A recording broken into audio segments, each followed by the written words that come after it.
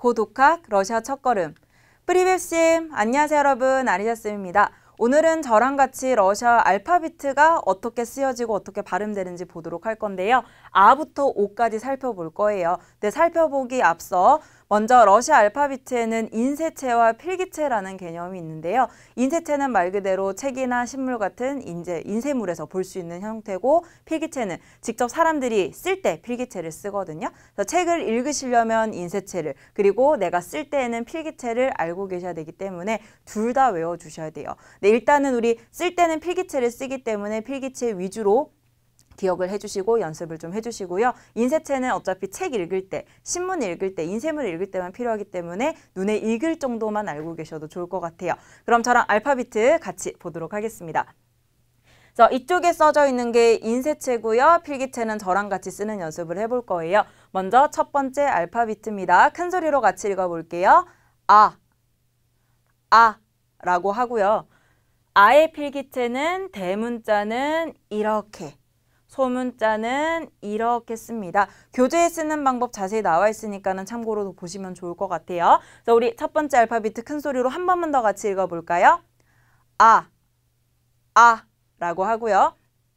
그 다음 우리 두 번째 알파비트 보도록 합시다. 생긴 게 조금 안 익숙하게 생겼죠? 그래서 먼저 같이 읽어볼게요. 베 라고 하고요. 입술 두 개를 강하게 붙였다 떼는 소리거든요. 라는 발음이 납니다. 한 번만 더 같이 읽어보도록 할게요. 베 라고 하고요. 베 대문자는 이렇게 써요. 이렇게 쓰고요. 그다음 소문자는 이렇게 약간 콩나물 머리처럼 그릴 수가 있거든요.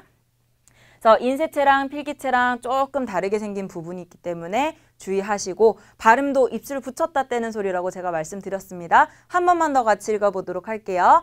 베 잘하셨고요. 그 다음 알파벳 보도록 합시다. 영어 B와 똑같이 생겼지만 발음은 전혀 달라요. 그래서 이 알파비트는 윗니로 아랫니수를 살짝 물고 하는 발음이에요. 베 라고 하거든요. 한 번만 더 같이 읽어볼게요. 베 방금 전에 본 베랑 지금 보는 베랑 비읍 발음은 똑같지만 확연히 다르죠. 구분 꼭 해주셔야 됩니다. 한 번만 더 같이 읽어볼게요. 베 잘하셨고요. 그래서 베는 대문자 이렇게 영어 B랑 똑같이 써주시면 되고요. 소문자 조금 주의해서 볼게요. 소문자는 이렇게 써주셔야 돼요. 조금 쓰는 게 특이하죠. 그래서 소문자 베 주의하시고 발음도 안 헷갈리게 주의하시면서 한 번만 더 같이 읽어보도록 할게요. 베 잘하셨고요. 그 다음 알파벳 넘어가 볼까요? 그래서 이 알파비트는 라고 해요. 같이 읽어보도록 할게요. 그래서 한국 기역 발음과 비슷하지만 기역보다는 좀 더 강하게, 그리고 약간 성대 뒤에서 나는 소리거든요. 그 하는 게 아니라 이런 식으로 목 뒤쪽에서 난다라는 거 기억을 좀 해주시고요. 기의 필기체는 이렇게 됩니다. 대문자는 이렇게 되고요. 그 다음 소문자는 조금 다르게 생겼어요. 소문자 다르게 생겨서 좀 많이 헷갈려들 하시거든요. 그래서 소문자 주의해 주시면서 한 번만 더 같이 큰 소리로 읽어볼까요? 잘하셨고요. 그 다음 알파벳 봅시다. 또 조금 특이하게 생겼죠. 그래서 이 알파비트는 네라고 해요. 같이 읽어보도록 할게요. 네. 자, 마찬가지로 한국어 디귿과 발음이 비슷하지만 그냥 드 하는 게 아니라 좀 더 강하게 발음이 나고 또 성대 뒤쪽에서 나는 소리이기도 하거든요. 그래서 우리 한 번만 더 같이 읽어볼까요? 네.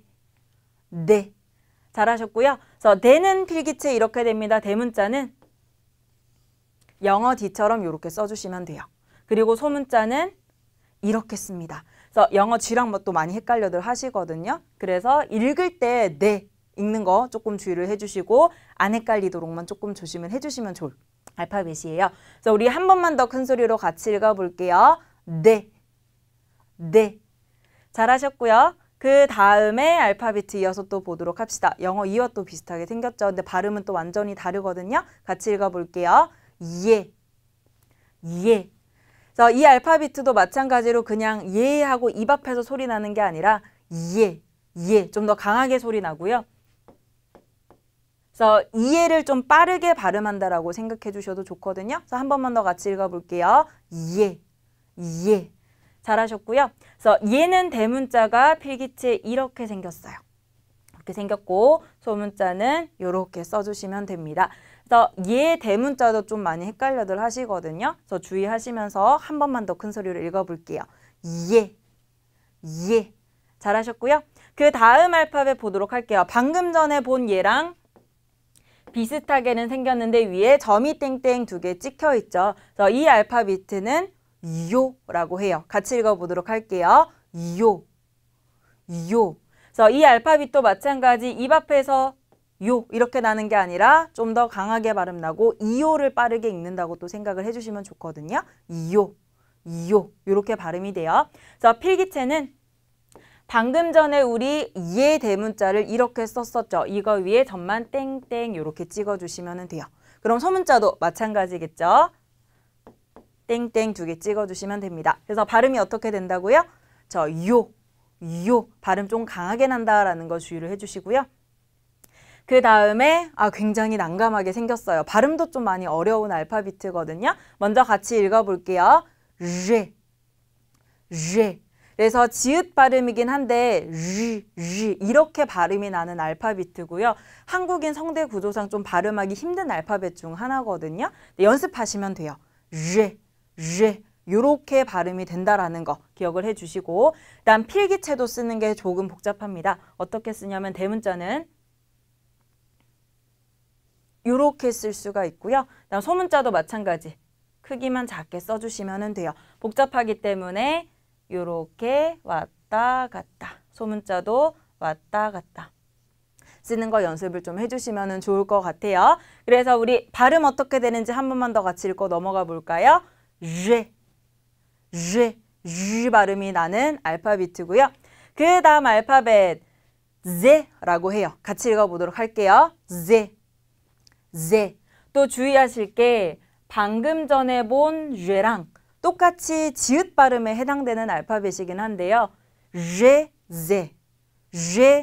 발음 확연히 다르죠. 구분해 주셔야 돼요. 이 두 알파벳도 많이 헷갈려서 똑같이 발음하시는 분들이 굉장히 많으신데 확연히 다르죠. 제 구분하시고 우리 이 알파비트만 단독으로 한 번만 더 같이 읽어볼게요.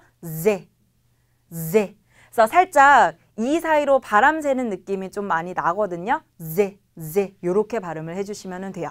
그래서 제는 필기체 어떻게 쓰냐면 대문자는 그대로 요렇게 써주시면 되고요. 그다음 소문자는 이런 식으로 써주시면 됩니다. 자, 우리 한 번만 더 큰 소리로 읽어볼까요? 제. 잘하셨고요. 그 다음에 이 알파비트는 발음은 어렵지는 않아요. 이라고 하거든요. 그래서 발음은 어렵지는 않지만은 필기체가 조금 영어랑 많이 헷갈리는 또 알파비트이기도 해요. 어떻게 쓰냐면 대문자는 요렇게 써주시면 돼요. 그래서 영어 유랑 좀 많이 헷갈려들 하시거든요. 영어랑 안 헷갈리게만 주의해 주시면 되고요. 소문자도 마찬가지입니다. 똑같은 모양의 크기만 좀 작게 그려주시면 되거든요. 그래서 발음이 어떻게 된다고요? 그렇죠. 이라고 하는 모음이에요.